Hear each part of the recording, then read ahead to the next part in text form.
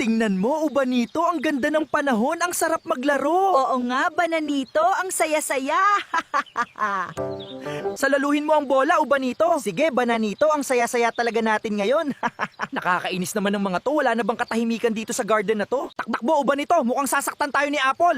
Takbo tayo, bilisan nyo dahil galit na siya sa atin ngayon. Huliin ko kayong dalawa, huwag kayong tatakas sa akin. Nahuli na kita sa wakas, Ubanito. Hindi ka na makakatakas sa akin ngayon. Huwag mo akong saktan, pakiusap. Takot na ako sa iyo, Ginoong Apple. Wag mong sasaktan ang kaibigan ko, Apple. Grrr. Mga wala kayong kwentang magkaibigan. Grrr.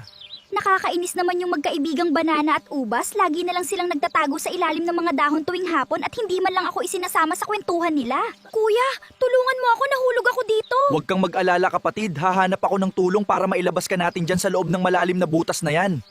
Bananito at Ubanito, tulungan nyo ako. Nahulog ang kapatid ko, maawa kayo. Sige, puntahan na natin ang kapatid mo, Apple. Bilisan natin bago pa mahuli ang lahat. Eto ang lubid, baby Apple, hawakan mo. Salamat, Banana. Kapit na kapit ako sa mga ubas na ito para makaakyat ako agad sa taas.